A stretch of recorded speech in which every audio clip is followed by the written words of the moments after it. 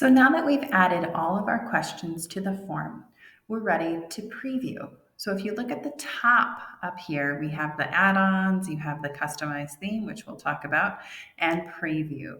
That's the button you want to click to see what your Google form will look like once you send it out. So this one, we'll talk about some of these settings, but it's collecting those email addresses and most things are required. So I start typing in, what's your name? I live in Texas. I own a car and nothing else, but let's pretend I own an ATV or something. I don't know. What period do you have English? See, this is the drop down. So I choose whatever period I have it.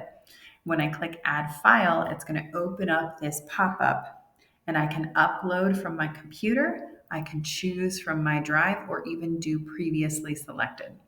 But for all intents and purposes, let's just find something. We'll select that, throw that in there. How often do I read? A lot. Sometimes I watch TV often, and I often walk outside. So this is the multiple choice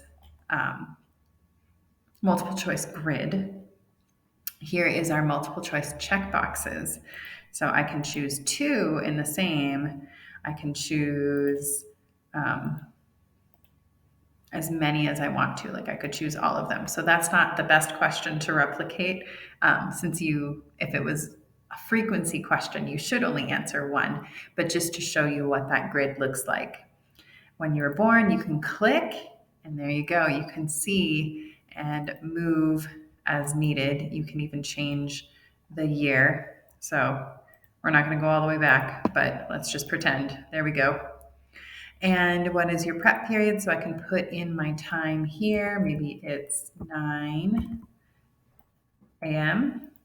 Do I like working at Gadsden? Maybe, but notice the little description there. And then I can click submit. And there we go. My example form has its first response.